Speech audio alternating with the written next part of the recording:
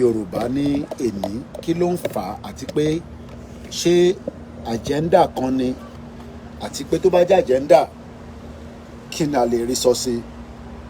Bí ẹ ṣe ń wọlé èní sì ní 21st of June 2024 ní inú oṣù June náà ni a ṣì wà.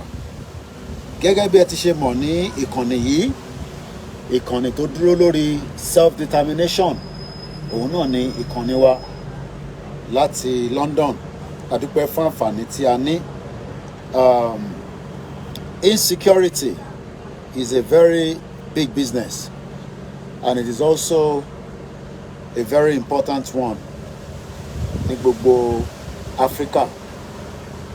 Bí gbogbo wa ti ṣe mọ̀, Africa ọ̀pọ̀lọpọ̀ àìsàn ló ń ṣe Africa. Security is one of them. And the question we are asking this evening, fẹ́yìn ọ̀jọ̀gbọ́n, ni pé what is the reason behind the insecurity ní Nigeria? The question tí mò ń béèrè yìí, mo fẹ́ kẹ́yìn ọ̀jọ̀gbọ́n kẹ́ là mí lóye, torí kò yé mi mọ́. Bóyá ẹ̀yin ọ̀jọ̀gbọ́n ẹ ní knowledge, ẹ lè ṣàlàyé fún ọ̀pọ̀lọpọ̀ àwa báyìí, àti pé many questions ó máa need the answer. Bí gbogbo wa ti ṣe mọ̀ pé Nàìjíríà, gẹ́gẹ́ bí a ti ṣe mọ̀, why do we have insecurity in Nigeria today? Àti pé ṣé agenda ni? Is it an agenda? Then tó bá jẹ́ agenda, àwọn wo gangan ló wà behind that agenda? Because you will expect a country to protect and defend its territorial ground. Gẹ́gẹ́ bí ìta gbọ́ àti gẹ́gẹ́ bí ìta mọ̀, gbogbo ṣe láti rí nìyẹn. Ìlú kọ̀ọ̀kan ní gbogbo àgbáyé wọ́n ní security, and security kò ń ṣe tí yàn fi ń ṣeré. So why am I asking this question is because it seems that there is an agenda, but many agree that there is not an agenda. It is just a failed system and a failed leadership. So tó bá jẹ́ failed system, ǹjẹ́ system tí President Bola Tinubu ń tò lọ́wọ́lọ́wọ́ nísìn, can that system make adequate preparation for all the atrocities and all the crimes that is taking place in Yoruba land today regarding the insecurity? Because any country that loses out or that loses security, that means that there is a danger. Mo kí gbogbo ẹ̀yin èèyàn wa tẹ́ ṣe ń darapọ̀ mọ́ wa ní méjì mẹ́ta, ẹ bá wa gbé ọwọ́ lé ní share button. The weather is beautiful, so depending on how far I feel, as usual, tí bá jáde sí balcony, I always want to reflect, and sometimes I just want to enjoy the weather. But weather yẹn, òrùn yẹn ó ti lọ sí the other side. Aeroplane kan ló ń lọ lókè yẹn on this side. I'm sure they're going to Heathrow Airport, Stansted. Àwọn ẹyẹ ń fò, ìyẹn ló ṣe ní ojú ọ̀run tóbi tí ó gba gbogbo èèyàn. But àwọn globalist, àwọn ìkà, ó dà ń pé mission kan wà tí wọ́n ń ṣe. Mission yẹn ni pé kíbì kan wà ní Africa, ká ṣe máa ronú pé tá bá dé Europe, òun la máa lè ṣoríire. I believe that is sometimes what a lot of us think, that when we get to Europe, we would become successful people, we will have safety nets, we will be able to look after our loved ones back home, and we'll probably be able to look after ourselves. So, as I kickstart the program, mo kí gbogbo ẹ̀yin tí ẹ ti ń darapọ̀ mo kí àwa beauty _ àmọ̀pé mo kí brother wa bàbá wa Ayọ̀dèjì Káyọ̀dé Michael mo kí olórí ẹbí wa Wàlátà ó ti sọ pé bàbá nìyẹn òun nìkan ló lè lo ọ̀rọ̀ yẹn tí mo máa mọ̀ pé olórí ẹbí wà ní orí ètò mo kí àwa Dorcas Kazeem mo kí Mr. Adeniyi ẹ gbá wọlé share button ká tún jọ gbé ọ̀rọ̀ yìí yẹ̀wò nírọ̀lẹ́ ìwòye last week à ń múra sílẹ̀ pé ọdún ń bọ̀ ọdún ti tán báyìí a dúpẹ́ pé gbogbo àwa tí ọdún bá láyé kọ́ba Elédùmarè jẹ́ ká tún lè rí ọdún tó ń bọ̀ ṣe. iṣẹ́ wa fúnlẹ̀ wa forílẹ̀ ibi wa kàgbéga falẹ̀rí ìgbàgbọ́ wa ní pé bá ti bẹ̀rù làbọ̀ mọ́ ká ṣiṣẹ́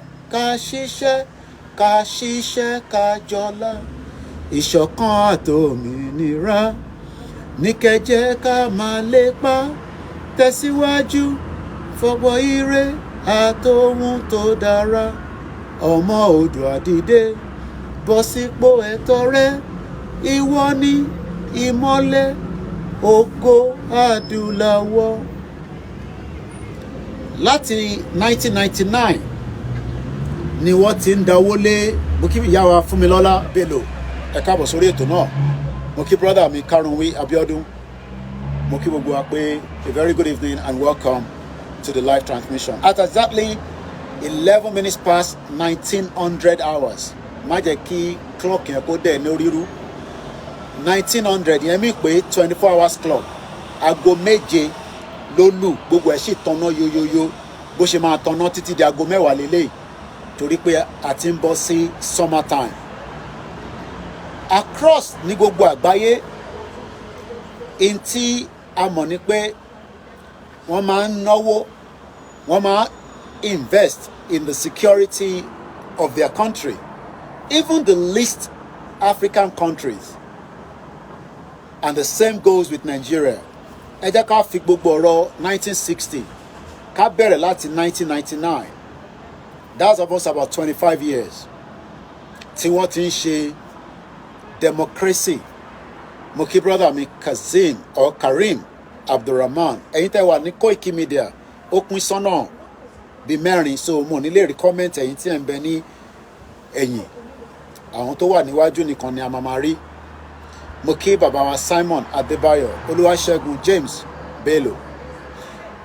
Ìbéèrè ni mo kí triple DRS ní gbogbo Woolwich mo kí brother mi Ṣẹ́gun Ọ̀nà Ìfágbémilékè mo kí olóyè Gbowó mo kí bàbá Kítóyè.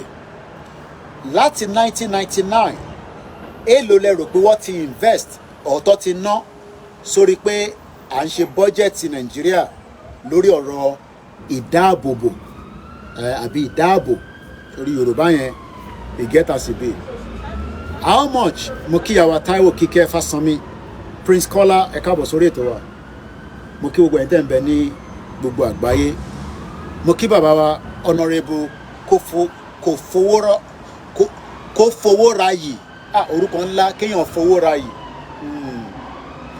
lẹ́ẹ̀kan sí security ambulance bá ń lọ àwọn mẹ́ta náà ni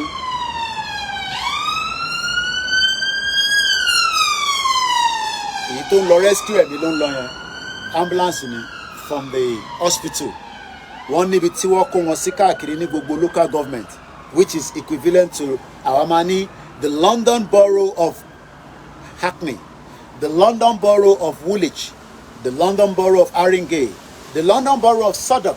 Ní gbogbo àdúgbò kọ̀ọ̀kan wọ́n ní workstation tí wọ́n gbé ambulance sí wọ́n gbé ọlọ́pàá síbì kan wọ́n rẹ̀ gbé fire brigade tó bá wá pé control center pé òun suspect pé ẹni tó ń rí lọ́nkán yẹn ó dàbí ìgbà tó yẹ pé ó mú kankan dání tó fẹ́ jọ bíi irin tútù ìtọ́dẹ̀ máa ṣe lẹ́sẹ̀kẹsẹ̀ ni pé wá deploy security láti lọ check ẹ̀ pé ṣé tòótọ́ ni ṣé irin tútù ni àbí kò ń ṣe irin tútù. Mo ń béèrè pé since 1999 that we have been operating democracy, according to what we have been told, what has happened to the security architect of the whole country called Nigeria, including the southwest part of Nigeria? Kí lẹ̀yin rò pó ṣẹlẹ̀, àti pé kí ni àníyàn tí yín lórí ìdáàbò security Nigeria àti ilẹ̀ Yorùbá àti ilẹ̀ Igbo àti ilẹ̀ Hausa àti gbogbo ibi tó ń pè ní boundary?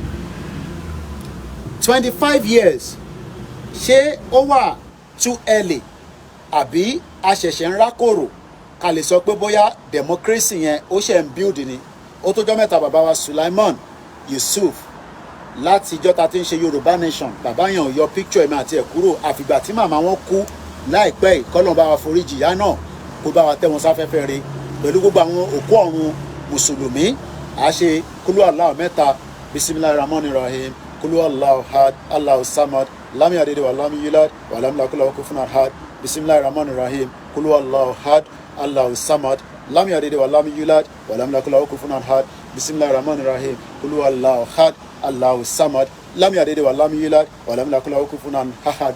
Àwa sọ pé ní ti ìlànà àwọn Kristẹni, gbogbo òkú ọ̀run tí ó ń bẹ ní gbogbo ibi tó lúkálukú tí èèyàn mọ̀ pé nínú ilé tèmi náà èèyàn kan ti lọ, kọ́lọ́n wọlá tèní kó wọlá tàná, kó bá wa yá gbogbo àṣìṣe wọn, kó bá wọn parẹ́. Ní tàwọn ti àbọ̀rú àbọ̀yè, àwọn á ní eriwo yà àyàgbó àyàtọ̀, gbogbo òkú àwọn tiwọn náà kọ́lọ́n yá fi wọn, kí àwọn àgbààgbà kó gba obì, kó gba epo, kó gba ẹran. Mo kí ẹlẹ́ǹkan sí brother mi Karim Abdulrahman, wọ́n ní one Nigeria na scam. Dash me ẹ káàbọ̀ sórí ètò.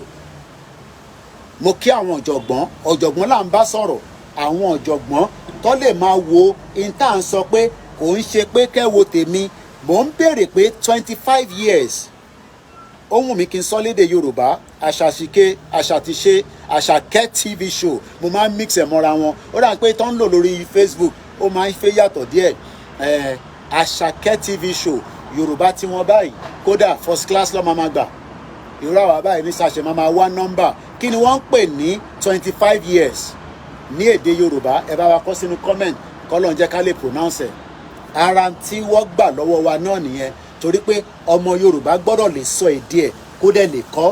Ọmọ Chinese ò ní láti ṣe máa sọ fún pé èdè ẹ̀ kó wá máa ṣe pé hem àti kékeré ni wọ́n ti máa ń kọ́ wọn. Bọ̀ lọ́dọ̀ tiwa, wọ́n ti fi òyìnbó, wọ́n ti fi gba búrẹ́dì lọ́wọ́ wa, wọ́n gbé ṣùkúrù lé wa lọ́wọ́ pé ká máa lọ jẹ bọ́gà, àbí bẹ́ẹ̀ kọ́? Mo ń béèrè lọ́wọ́ àwọn ọ̀jọ̀gbọ́n 25 years. Prince Adébáyọ̀ Shittu ẹ̀ ń káàbọ̀ sórí ètò.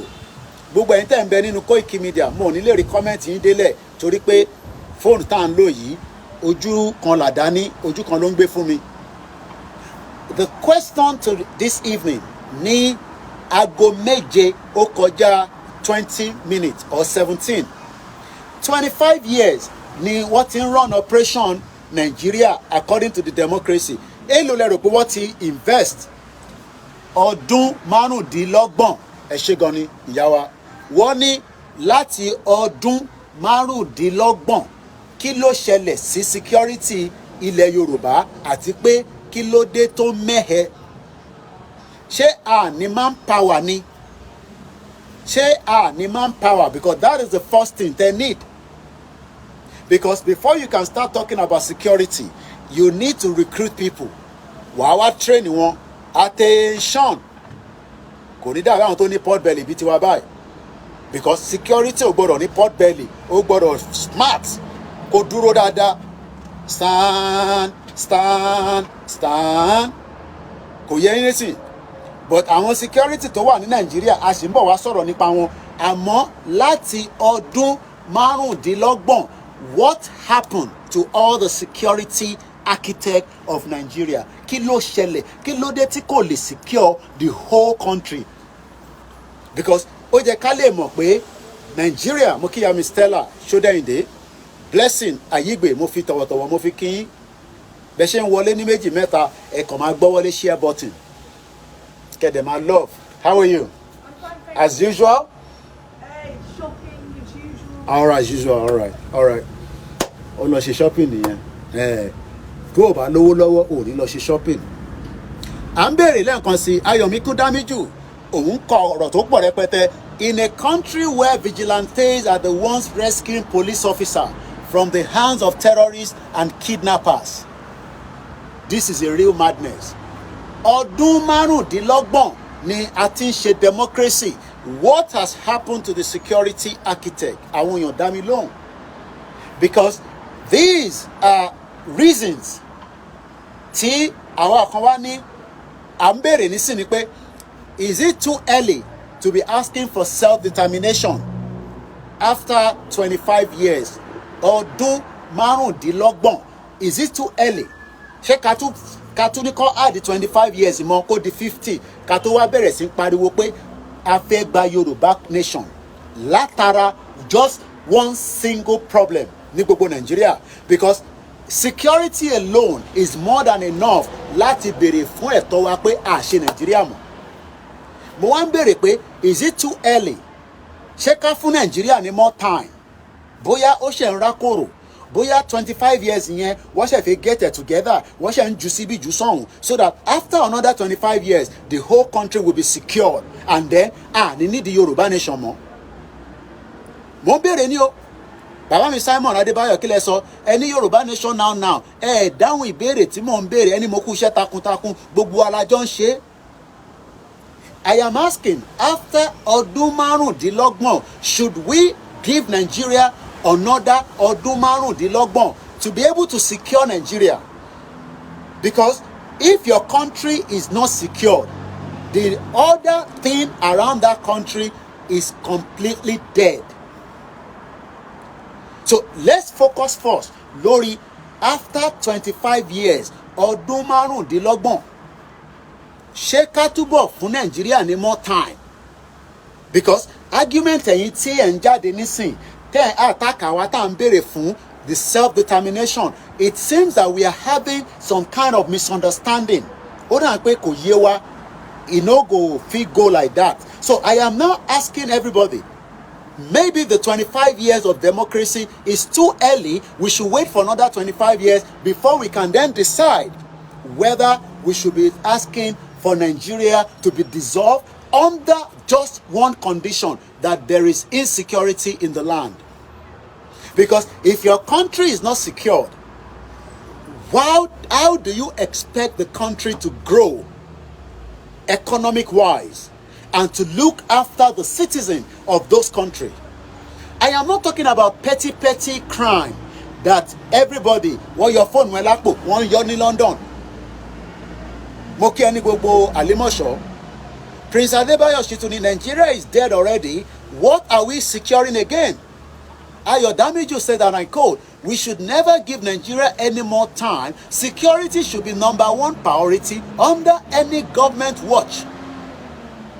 Ìyá mi àṣàtìké ní kò sí iná, kò sí ètò ààbò, kò sí ilé ìwòsàn, kò sí iṣẹ́, kò sí nǹkan kan tí wọ́n ń ṣe láti ọdún márùndínlọ́gbọ̀n. Orílẹ̀-èdè Yorùbá la fẹ́, but àwọn Yorùbá kan sọ fún àwa pé no, Koiki, ẹ má béèrè fún Yorùbá nation nísìnyí. It is not the right time. Kò tí ì ripe tó, kò tí ì tó bẹ́ẹ̀. Ẹ jẹ́ ká tún ṣe ọdún márùndínlọ́gbọ̀n míì lé lórí. Èmi ò mọ kankan. I am only here asking questions.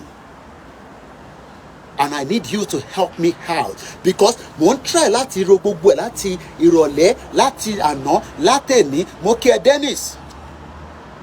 After 25 years, should we allow Nigeria to continue to operate based on the condition that I change the security architect, I protect gbogbo àwa tí a jẹ́ ọmọ Nàìjíríà nínú Nàìjíríà, so that you will not be scared? Because tí bá pe wà látà nísìn olórí ẹbí wa tí bá ní à ń lọ sí Manchester lálẹ́ kò lè sọ pé no, epo ló máa jẹ, a máa jọ pín driving ni, àjọ ní license ni.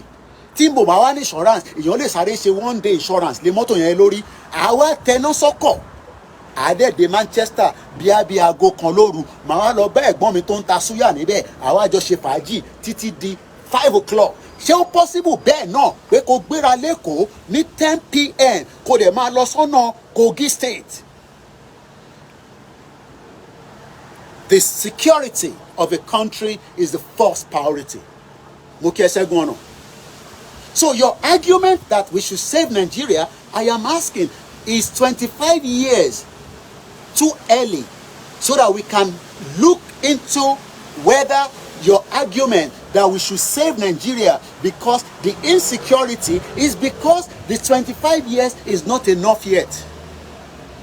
Because when you are saying that we don't need Biafra nation, we don't need Arewa nation, we don't need Yoruba nation, then you need Nigeria. But is the condition going to improve? Is the condition going to be better? And when? Ǹjẹ́ Nigeria ní owó tó pọ̀ ní after ọdún márùndínlọ́gbọ̀n bí àwa Àṣàkẹ́ TV show? Ẹ bá mi lọ subscribe sórí channel wọn. Bàbá mi Adéwuyì kí lẹ sọ? Àwọn máa lé Yorùbá nìyẹn. Okay. Dennis ní mad people everywhere. It is time to go. M1 is the solution. Bàbá wa Adéolú Patrick wọ́n ní please we are going to Yorùbá nation. Tí ìdáhùn ìbéèrè àwọn tó ń sọ pé Koiki àtẹ̀yìn Yorùbá nation lọ ṣe sùúrù díẹ̀ eléyìí ń sọ̀rọ̀ Tinubu o. We are not here fight. Àwọn ò fight Bọ́lá Tinubu. We are not here to fight Tinubu. We are asking Tinubu because he is now part of the 25 years. He has already spent 1 year out of the 25. The APC have spent the last 8 years. PDP spent 16 years. 25 years of democracy. Should we stay in Nigeria, but Nigeria will secure the whole country on our behalf? Because mo fẹ́ lọ dá iléeṣẹ́ sílẹ̀ ní Kwara State. Iléeṣẹ́ tí mo dẹ̀ fẹ́ dá sílẹ̀ yẹn mo fẹ́ máa ṣe logistics tó máa gbé mọ́tò tó máa travel láti Lagos ní alẹ́ tó fẹ́ lọ bá mi deliver parcel. Investment tẹ́mi fẹ́ wá ṣe nìyẹn. Ṣé ó possible kí lọ bá àwọn partner mi kí n sọ fún wọn pé Nigeria is now secure, it is now safe, let us go and invest in logistic business because we will make money. Because lọ́pọ̀ yìí tẹ wà ń lé ẹ máa ń fi pé torí population yẹn pọ̀ a máa sáré make owó but ẹ rántí security. Because security ló máa secure owó tó wà nínú bank. Mo kí ẹ káàbọ̀ sórí ètò bàbá wa Nurudeen Akimoyede. Easy mo kí ẹ brother mi kò ní bàjẹ́ fún ẹ láíláí ní gbogbo Miami láṣẹ Èdùmàrè màá dé Miami ìgbà tí máa débẹ̀ ni mo ì tí mọ̀. Mo ń bọ̀ l'Amẹ́ríkà ó kù díẹ̀ ni. Káàbọ̀ sórí ètò èèyàn ti Koikimedia èèyàn tí olóyè Ìgbòho ṣá kò ń sọ̀rọ̀ Yorùbá nation ni mo bá wá nísìnyí o. I am asking question bárawajà ẹ̀yin tẹ́ fẹ́ràn Nàìjíríà ẹ jùsùmọ́ bíbà kẹ wá dá mi lóhùn question yìí. 25 years ọdún márùndínlọ́gbọ̀n ni wọ́n ń pè bẹ́ẹ̀ nílẹ̀ Yorùbá. Ṣé 25 years kò tí wà enough láti secure gbogbo country? Ṣé ká add another more years so that it can then become secured? Because the argument that some of you always lay outside, Koiki ṣe bí wọ́n rí pé wọ́n ṣojúde ọba kò sẹ́ni problem. Mo ní yes, èmi náà gbọ́ pé wọ́n pààyàn. But ǹjẹ́ mo lè rán business kémi àti Easy ká lọ raise owó ká wá sọ pé a fẹ́ ṣe ṣọ́ọ̀pù sí Ìjẹ̀bú Òde but ó gbọ́dọ̀ máa ṣí ní 12 ó máa tì ní 6 o'clock ní 12 òru. Business táwa fẹ́ ṣe nìyẹn. Má béèrè pẹ̀lú business wo ni ìwọ fìyẹn sílẹ̀. Ǹjẹ́ security wà tí mo lè lọ establish business sí Ìjẹ̀bú Òde tó máa bẹ̀rẹ̀ láti 12 midnight tó dẹ̀ máa tán ní 6? Torí pé mo mọ̀ pé àwọn tó ń darí bọ̀ tó fẹ́ lọ sí ọ̀nà ilẹ̀ Ìgbò tó bá ń bọ̀ wọ́n wá ibi tó máa sùn sí tó jẹ́gẹ́ bí ilé ìbùsùn. Ṣé mo lè secure tí mo á fún wọn ní security? Why are we telling lies? After, I am not talking about 63 years of Nigeria. Forget about the whole 63 years. Let us focus on the 25 years from 1999 till date. And think about any part of Nigeria that you want to invest. Kwara lèmi fẹ́ lọ invest owó mi sí. Èmi tí ń bá Easy sọ̀rọ̀ ká lọ gba àwọn truck ńlá bíi ti Dangote. Àwọn truck kan wà l'Amẹ́ríkà. Ẹ̀gbọ́n kan pè mí lórí video call. Ó ní Koiki wo truck tí mo fi ń drive Amazon. Only $1 million goods ló wà níbẹ̀. I want to do logistic business. Èèyàn kan ní Koiki má gbowó wá sí Nàìjíríà ní àná ní gbogbo Èkìtì. Ìyá mi Olúwakẹ́mi ló sọ bẹ́ẹ̀ o. Wọ́n ní some people were killed yesterday in Èkìtì. Àwọn èèyàn gbọ́ mi mọ́. Ṣé ká máa lọ? Àwọn èèyàn gbọ́wọ́ ọ̀gbọ́n kan tá à ń sọ mọ́. We are talking about security. Báyọ̀ Yorùbá nation kan ni mò ń sọ nísìn. Forget about the Yoruba nation. I am talking about the security of Nigeria after 25 years. Who should we hold responsible? And why should we hold them responsible and accountable and audit? Tó bá ṣe audit yẹn, if the proper audit is done from 1999 in the whole amount of security vote, in the whole security budget, some of you would not want Nigeria to remain itself. Ikewadu Nantan, only no security in Nigeria whatsoever. Muki Barami Olasumbo Koiki. Àwọn family wa nìyẹn. Àwọn tó dúró tì mí nìyẹn. Àwọn kan dúró tì wá.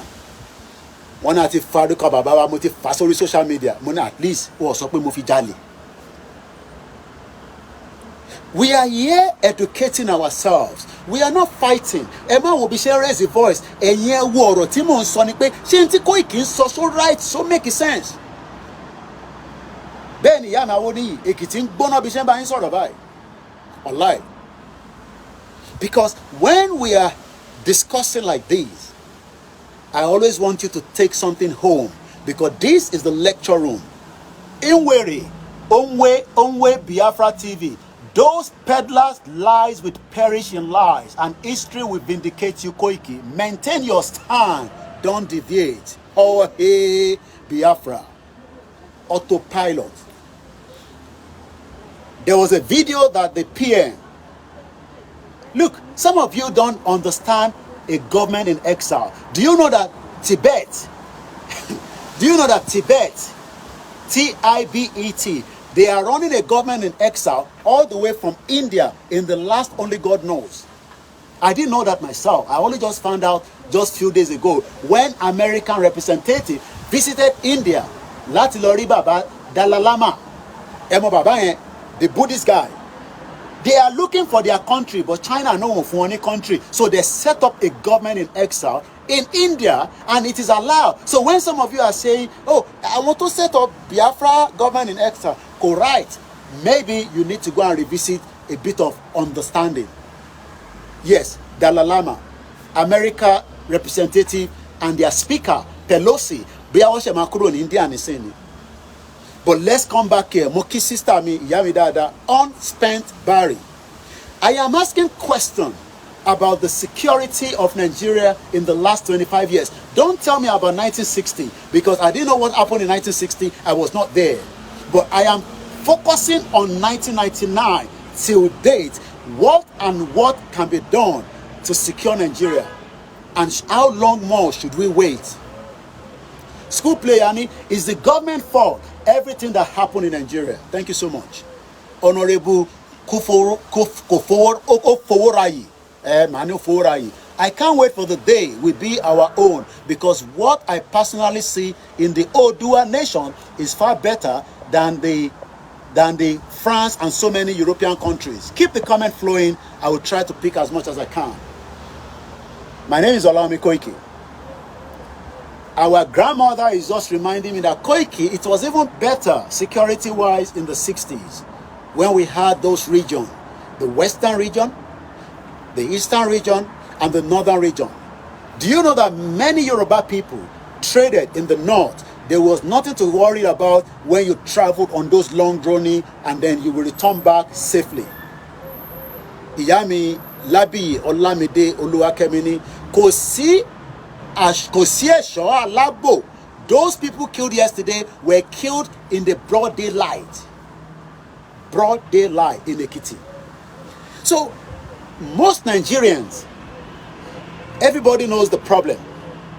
But what we are then looking for is that they want somebody that is honest, somebody that will come from their own clan, somebody that will look like them, that will be in the presidency, and maybe that person will fix security. But what we have seen is that every one of them from 1999 till date, none has been able to fix the security of Nigeria. Not even Tinubu that have spent 1 year. Over 10,000 Nigerians have been killed times 3 since Tinubu came to power. Nathan say 3 farmers were killed in Owa, in Abe, Delta State. Chemokwe, do you know that what is happening in the southeast? We don't really talk about it because it don't concern us. We have too many to deal with on Yoruba land. It is only when the news filter that we tend to see that farmers are still being killed in the north. Farmers are paying tax to terrorists. He is saying to me, he is probably from that region. I am not from there, but he's saying to me that Koiki, 3 farmers were killed in Owa Abi in Delta State, Nigeria, last week in broad daylight.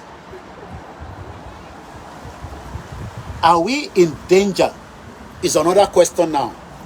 Yes, we are in danger. No, Koiki, don't exaggerate it. Don't sit in UK and bring problem to Nigeria because you are secure with your family. Stop pushing Nigerians into... That is some of what people are telling me. Are we in danger? Are we in danger? D-A-N-G-E-R. Injawa ninwewu. I don't know how to say that in Igbo or Hausa. I would have loved to do so. Are we in danger? Do we need to give Nigeria more time to get its bearing? Maybe some bearing in the vehicle. Me, I like to do a lot of explanation. Okay, let's see. Let's see. Okay, I love practicals because practical only explain. If this tire continue to do like this, move from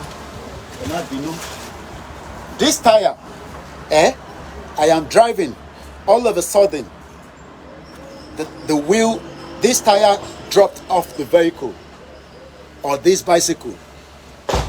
What will be the problem? The knob? If I am driving this now, I'm riding it, not driving, riding. And this particular wheel, as I was riding, I'm riding it, I'm enjoying it. It suits my belly, I'm doing zigzag, zigzag. And all of a sudden, the wheel came off. What do you think I need to do? As long as I don't get hot, I was able to quickly jump out of the bicycle. Just like some of you jump out of Okada. When Okada, what will be the first thing that needs to be talked about? When I take it to I am not a mechanic. So I will now take it to somebody that would fix it. They will start checking everything. Number one, they have to check the wheel. The knob rather. And one knobby. These are the ones holding the tires. Maybe they are loose. Maybe they have problems. So, all the problem of the insecurity in Nigeria for the last 25 years, what happened to all the money? I am not talking about small money now. We are talking about budget upon budget from 1999. Let's start from 1999. 1999, 2000, 2001, 2003, 2004, 2005, 2006, 2007, 2008, 2009, 2010, 2011, 2012, 2013, 2014, 2015, 2016, 2017, 2019, 2020, 2021, 2022, 2023, 2024. what happened to all the budgets for each of the states, including the federal? Do you think that Nigeria government can still secure us as the citizen of the Federal Republic of Nigeria? Ǹjẹ́ Nigeria can still... Don't get angry with me. It's a question I'm asking. Honorable Kofoworayi, if our population is 70 million, 5 million we first enroll for both the military and paramilitary job. That is when we have a Yoruba nation, because we need to recruit as many new entrants into a Yoruba security architect. The same thing we go to Arewa, the same thing we go to the Biafra, and the same thing we go to the Ijaw. But nobody wants that. They just want us to work with a new recruitment of Boko Haram, where the Nigeria military just told me and you that 120,000 Boko Haram have repented. They are begging us with the Quran. They are pleading that they are no longer going to commit any more crime. The ISIS, Boko Haram, the jihadis, they have begged the Nigerian military, hey, please, in Jesus' name, in inshallah, we are not going to commit any more crime. Please accept us back into the society. And the Nigerian army just went to hug them like I'm hugging every one of you. What a natter. You've not seen the news. I am not making this up. No, this one is not last year. This one is not last week. This is this week. 120,000 Boko Haram with their family have begged every Nigerian to forgive them and allow them to come back into the society because they have surrendered.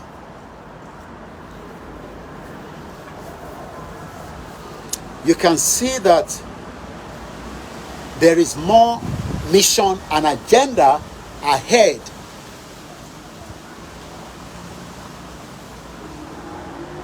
There will be more jobs in the future, but more jobs right now is very, very limited to you and me to become a naval officer, a DSS. Do you think that Nigeria will employ you as a DSS officer? Whether you are Yoruba, Igbo, Ishekiri, Ijaw, Hausa, or whatever. Do you think that you can apply for a job as a police officer and you will be given that job? What are you going to do to get a job in the security line in Nigeria? Whether Navy, Air Force. Oh, Tolu Loparotile was a fighter jet, or no, not a fighter jet, helicopter combat pilot, the first in the history of the Air Force. But you know what they did to her? They just killed her because they don't need her. Imagine a 22-year-old, the first ever Nigeria helicopter combat. Do you know what I mean, combat? Somebody waiting. Anytime when they call her, you see, there are some guys that are trained in this country. Do you know their job? They are the one that, the fighter jet, the RAF. They are there in their camp right now. I know where it is. It's not too far from me or me. It's not too far. They are there just sitting down. As soon as they hear peke, they have seconds to get into that aircraft and put it up there and shut down any aircraft that doesn't respect the command of them to follow them. They will shut it down by the air. Do you know what that means? They are securing their territorial borders because they cannot allow any threat to penetrate United Kingdom, America, Canada, France, Germany. But when it's Africa, don't worry. Just allow jihadis to repent and beg you. That is the country that you want to rescue. RAF, RAF fighter jet. It has every second. There is a threat of an aircraft that we are sending signal to. It refused to obey command. The RAF must be on that air as swiftly as possible to make sure that they will tell the pilot, Follow us. If you don't follow, they shut it down right there, lórí òkè, because they can't take any risk. We all saw what happened to the Twin Tower in America. Many security is not a joke in a civilized society. Mokia brother Miolani Kwekun plenty. Welcome to the program. Tokyo 778. Yawa Mary Akinola Mokin. But how come that in Africa security is only there, as is happening in Kenya right now? They have deployed the military to kill the innocent citizen in Kenya. That is what that is the Africa military style. That is the Africa security.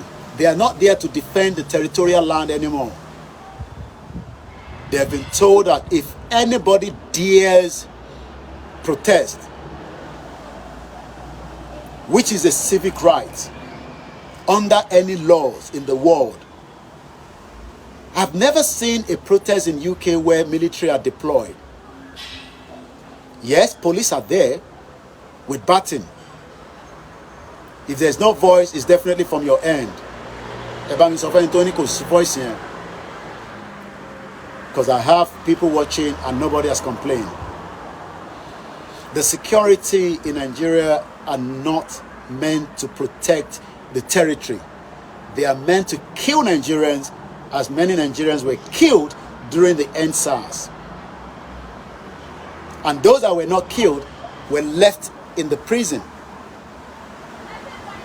in the last 4 years. And we now have to beg President Bola Tinubu, the big man, a protester himself, a sponsor of protester, to please accept them as their child and children. Am I communicating? Security. Is there an agenda? Let's start with there's no agenda, just for argument's sake. Koiki, there's no agenda. It's just that we have stupid leaders that did not take it as a serious matters. But when I get there, allow me to get there, I will make sure that we put all the security, technology, drones, everything to protect our borders.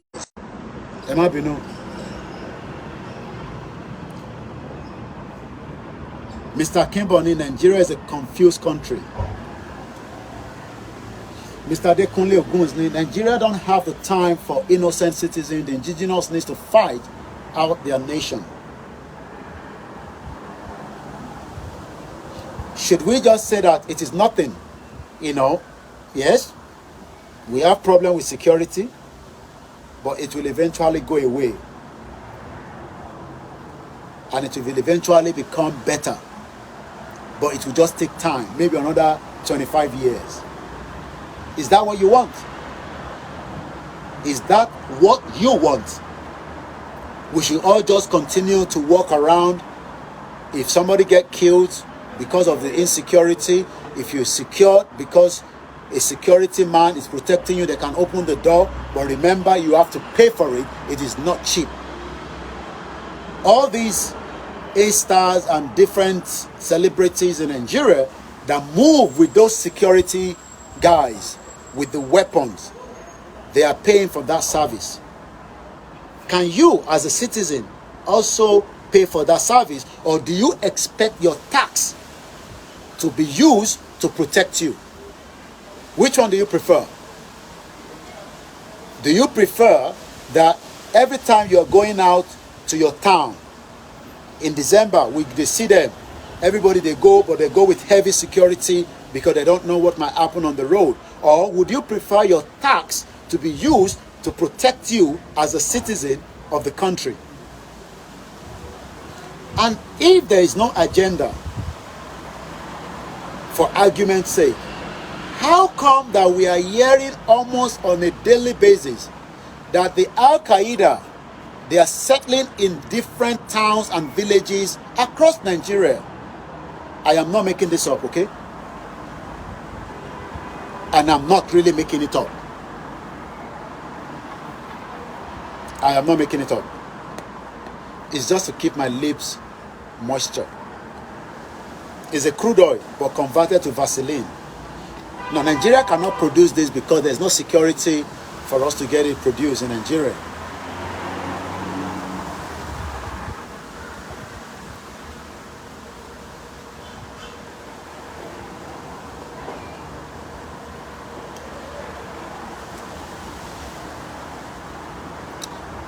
There is no agenda. Then why in the last 25 years we are struggling with the insecurity in a country that budget is produced on a yearly basis, security vote is given to our governors, whatever they do with it, nobody asks them.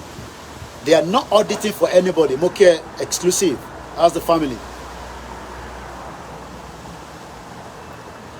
And if there is now an agenda, who is pushing the agenda that is making life unbearable for all the citizens of the Federal Republic of Nigeria on the security matter?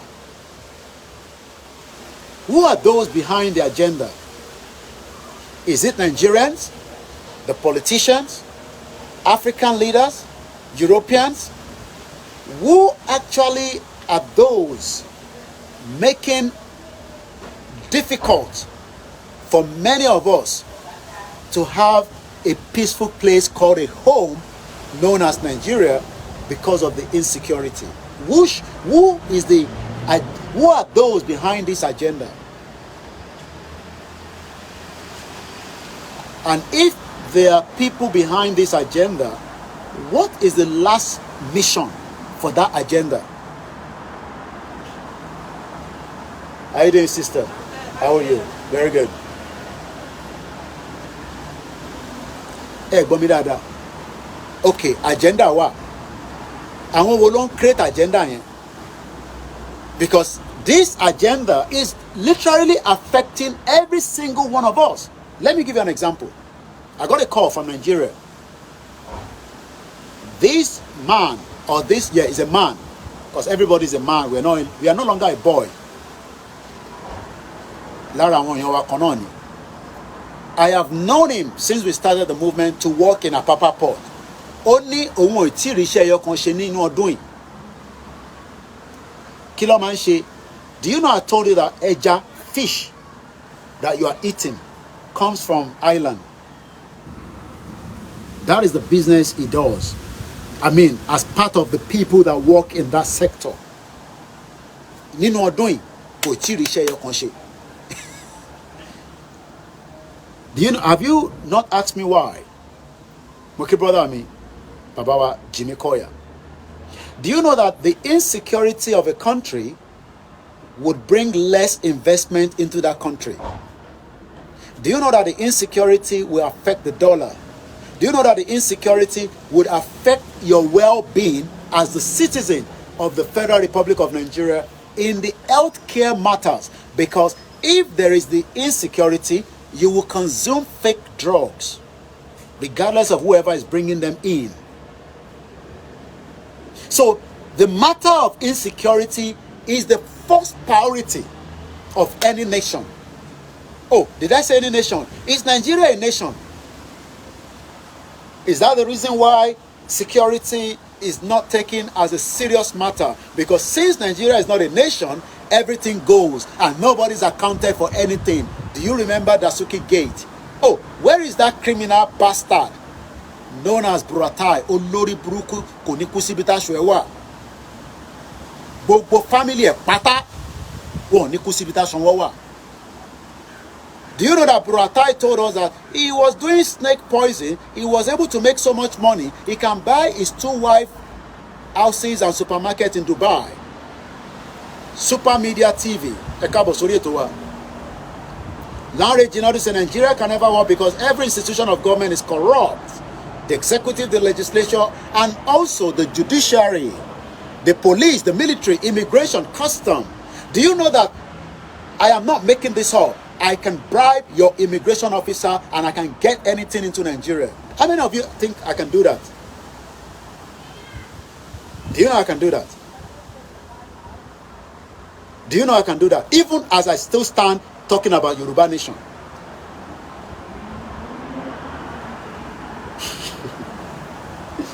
Do you know that your borders are not secured because we've seen the influx of people coming all the way from the northern region? Do you know that they don't pay tax for their vehicle if you're coming from Niger? You can drive your XUV into Nigeria and nobody charge you for custom duty. But when you dare bring vehicle from Benin Republic, wá fún ọrùn ẹ pa ní gbogbo ìdíròkò. Bó kẹ́yìn tèmi ní ìdíròkò.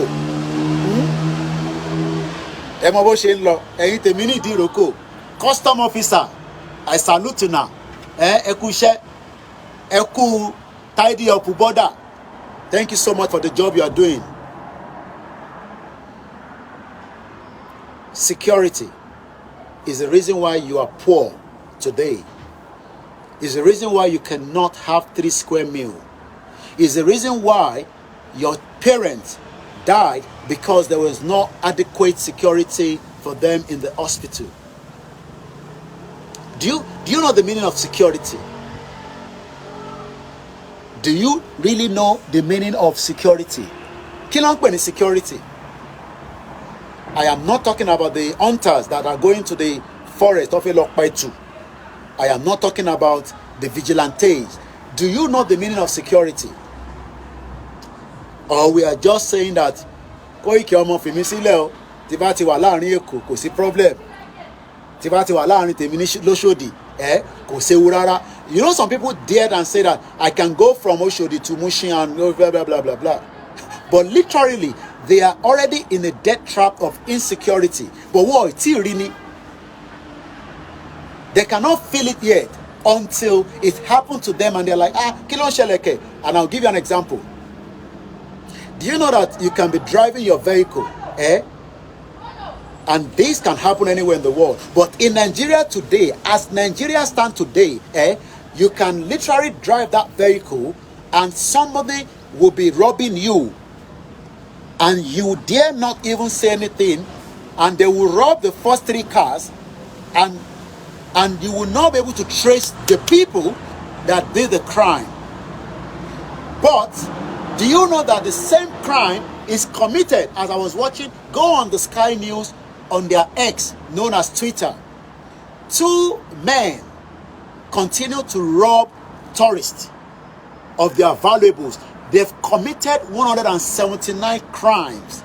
But as of today, both of them have been arrested.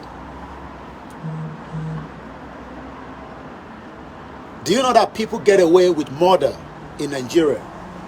You can literally kill somebody in Nigeria and you can walk away. And nobody does any forensic, nobody does anything. Even if they say,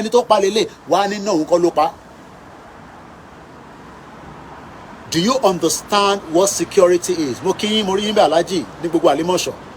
Some of you don't know the importance of security. Security ni kò jẹ́ kí Nigeria tó, tí kò jẹ́ kó lọ síbi tó yẹ kó fẹ́ lọ.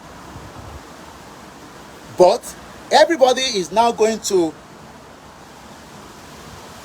Bismillahirrahmanirrahim. Alhamdulillahi Rabbil Alamin. Arrahmanirrahim. Ọlọ́run jọ̀ọ́ jẹ́ rí security nílẹ̀ Yorùbá.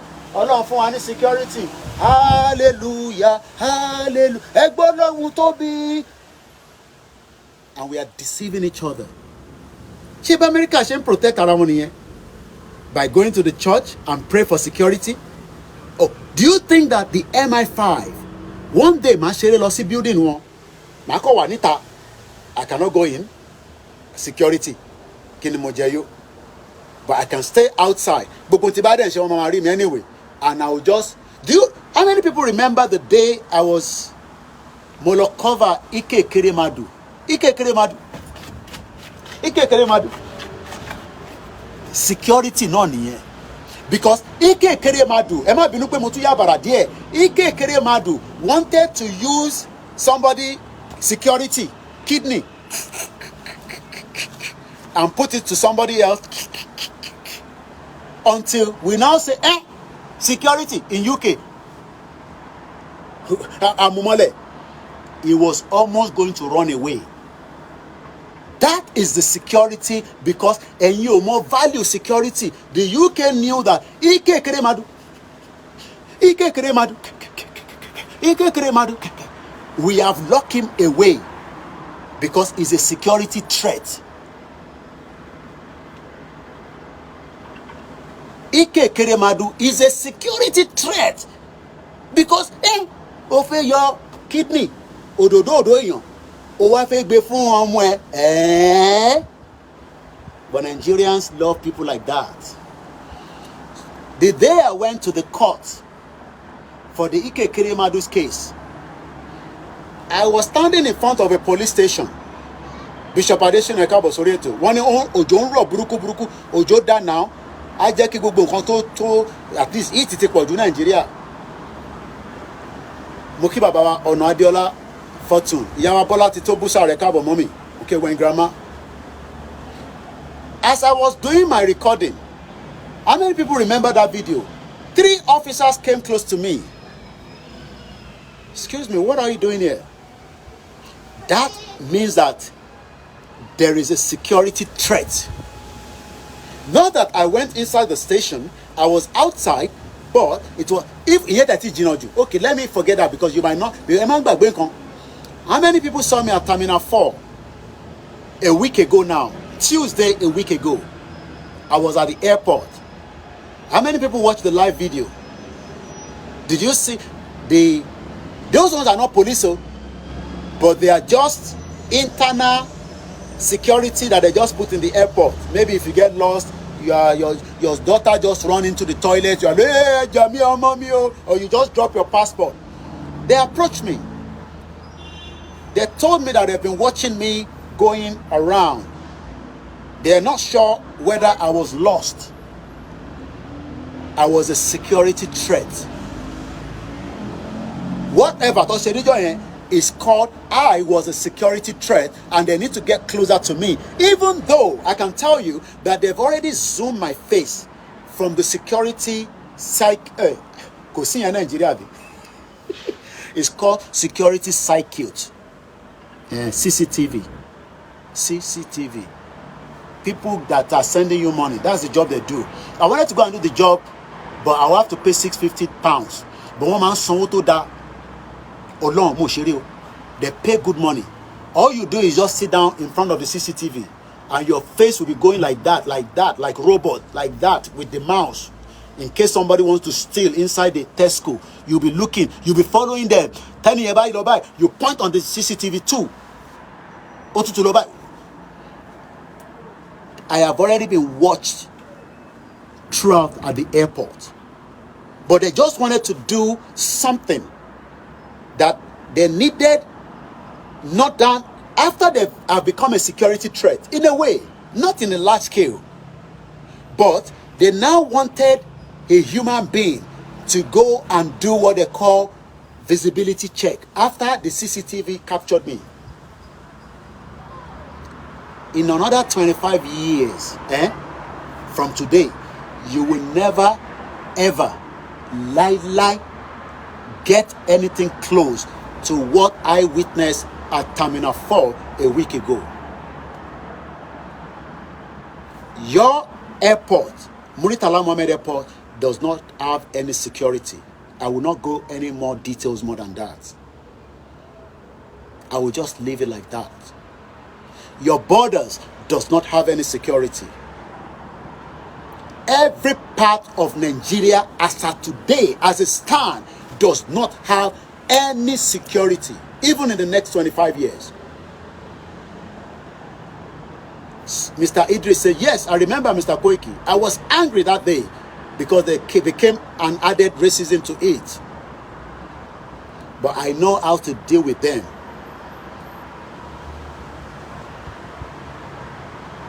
Because you don't joke with the journalists in this country. You all value me, but some don't. But me, Louis, with my press card, they dare not. They've tried to prove that to me sometimes when I go to number 10 Downing Street, especially when you go here. You know they don't see black boy like me or black man coming to number 10 all the time. And the way I dress, I don't put on suits. I am not that Onyibo. You understand what I mean? You know, that CNN, Kiloru Koremi. tó wá sí Lagos State níjọ́ òní, what's his name? Ẹ fún mi lórúkọ ẹ̀, that CNN guy that was in Lagos that everybody was celebrating. Ẹ rántí orúkọ ẹ̀. He's a popular guy. He works with CNN. He was in Lagos, don't káàkiri, not recently. I remember his name.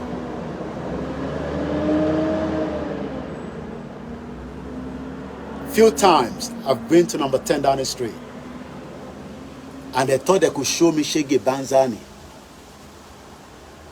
First and foremost, they are not meant to ask for my press card. I just found out that. But every time I go there, they request for it. No problem. I give it to them. And they go into their little, and they do whatever they want to check. You don't want to ask me the other day, have I ever been here before? Money, how long have you been working here? Because I know that they are all changed on a rota basis, and they don't keep them for certain amount of months. I will not disclose that here. They are changed at a particular time. So when Tom B me pay, have I been here before? How long ni wọ́n ti ń ṣiṣẹ́ níbí? Ìwọ ló rí èmi rí, èmi náà rí ẹ rí.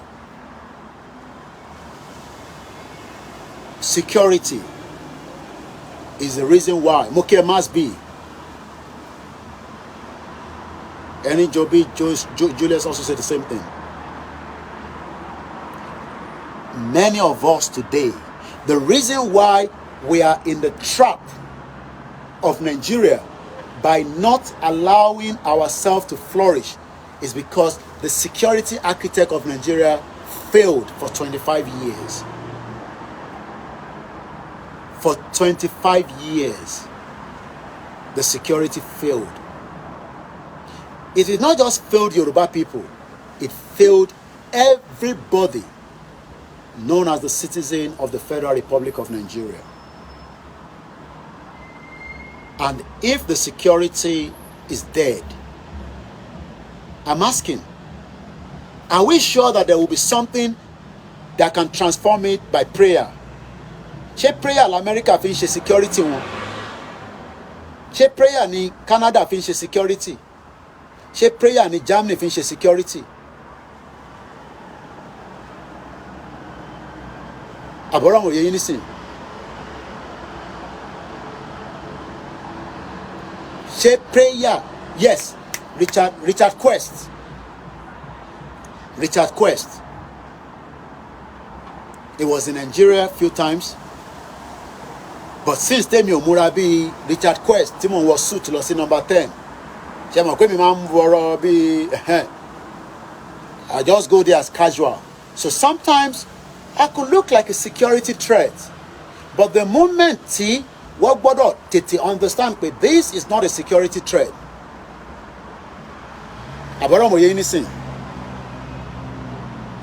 Is when I give them my press card. Tibawa for one press card me. And they come back and still try to play funny. I know what I would do according to what the law says I can do. I know what I can do. I would deal with it, not just myself, it will be taken up by another body. Yes, I could look security threat because in your dudu, over number 10 down the street, like over what number, do you know that Aso Rock is not secured? How many people knows that? Be honest. Do you know that Aso Rock is not secured? Just last week, the NIA director, Nuru Ribadu, I am not making this up. Nuru Ribadu sent out a circular to all the airlines in Nigeria and reminding them not to fly above the Aso Rock building. Do you know what that means? how long ni plane tin fly above us? Plane kan fly lórí White House. Plane ó wá ń bọ̀, ó wá, so navigator tó ń lò bọ̀ láti Abẹ́òkúta ó wá ń lọ, ó wá ń lọ, ó wá dé America, ó wá ń wá airport, ó wá lọ fly gbáwájú àbórí White House ní Washington DC.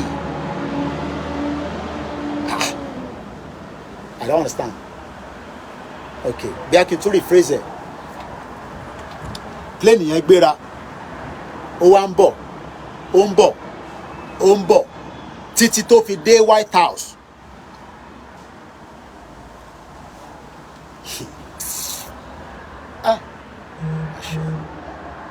If Aso Rock is not secured, what guarantee you? Heidi, all right? What guarantee you? Because nobody is secured. And if a country is not secured, you might as well pray to God to allow that country to dissolve. But agídí pọ̀ lára wa gan. Ibi tá ti ní problem nìyẹn. Mo kí ẹ Tokyo. Bishop Adesina says, and I quote, if it were in Nigeria, the police would have arrested for no cause or shoot at the person.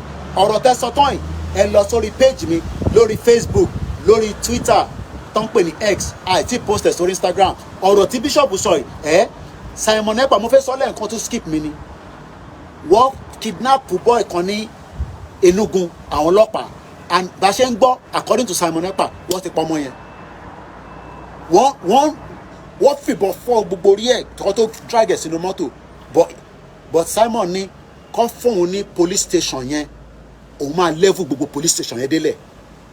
Ọ̀rọ̀ tó ń bọ̀ yìí, ẹ jẹ́ ká negotiate o. À ń bẹ Tinubu, má jẹ́ kí ọ̀rọ̀ yìí kó dìjà. Àwa ò fẹ́ jà, a ní agbára láti jà, a tẹ̀ fẹ́ jà rárá. Ẹ jẹ́ kó lúkálukú jókòó kájọ sọ, ṣé security, ṣé ààbò wà fún wa? Mo kí àwọn amódúpẹ́ làwà. Because when some of you are here talking, ìgbà tá à ń sọ yẹn, ìtẹ́ ń sọ yẹn kò make sense, ìwọ ló fẹ́ wá dẹ́gun sílẹ̀. Èmi wá ń bèèrè lọ́wọ́ ẹ pé èmi ò tẹ̀ wá lágbára àti dẹ́gun sílẹ̀. 25 years tó ti ń run ní Nàìjíríà ní democracy láti 1999. Ǹjẹ́ ààbò wà fún wa? Màmá wo àwọn kan. Èmi ò ní kẹ́ má lọ invest o. Ẹ wá ralẹ̀. Tí bá wá wo gbogbo ibi tó ń ralẹ̀ yẹn sí. Màá máa wo the area. Màá máa béèrè pé ṣé ààbò wà ní bíbá ìṣá? Má sọ pé Ọlọ́run ló láàbò. A ti parọ́ mọ́ Ọlọ́run tó pọ̀ jù. Ọlọ́run ò dẹ̀ stupid. Ọlọ́run fún gbogbo wa ní intelligent. Ó ní ẹ create that environment to deter crime. Tí bá láti bíbá nísìn, ó kọ́ ẹ pé mo rí dáadáa ni. Tí bá túbọ̀ lọ síbà ìdí ẹ̀ nísìn, màá rí CCTV kan. So tí bá tẹ̀ fẹ́ tọ̀ sí títì, pé mo fẹ́ tọ̀. Tí bá fẹ́ tọ̀, nísìn, pé mo fẹ́ tọ̀. Probability wà pé camera yẹn máa pick me. And that deter the crime. Not that there's no crime in this moment. Sọ fún yín pé crime tó ń ṣẹlẹ̀ nílùú yìí, ó lè kàǹkà, ó lè kòǹkò, but they will nip it in the bud. So as I'm winding down, because I just wanted to focus on the security, which I have done in the 1 hour, 10 minutes. I want to remind us again, before I go, is there an agenda for all the insecurity in Nigeria in the last 25 years? And if there's an agenda, is that more than enough to push for those of us campaigning for Nigeria to go their separate ways, and we can then work on another security architect that work for us as Yoruba people? Àbọ̀rọ̀ wọn ò yé yín nísìn. I am asking again. Ǹjẹ́ security tó ń lọ lọ́wọ́lọ́wọ́ ní Nàìjíríà, do you think that the security would be secure should we remain Nigerians for the next 5, 20, 50 years? Mo kí àwa Fúnkẹ́ Yàlájé, ẹ kú iṣẹ́ takuntakun mà. Mo kí àwa Ìrètí Ìbísọ̀wà. And that is where I will leave the discussion for you to take away. As you are going away, ask yourself, if truly Nigeria has what it takes to secure Nigerians and then allow Nigeria to flourish, because if you've lost the security, you will not flourish. You will not have a good life. You will have a miserable one, and not prayer will solve that. Because security is what drives the economy. It's what brings peace to some extent. It is what gives you joy. But if the country doesn't have security, the country itself has lost to be called a country. And that is one of the arguments that the Yoruba people have stood on, that Nigeria is no longer secured to protect us, to give us enough to flourish as people. And that is something that many of you need to understand. And if you fail to understand this, there's nothing I can do to help you. And on that note, I wish us, as you wish yourself, the best if Nigeria will secure you. I know that you will not get any security out of Nigeria. There's no amount of what you pray for. Prayer will not bring security. And I say a very good evening and enjoy the rest of the evening. Koikimedia, bringing the world closer to your doorstep. Bye for now.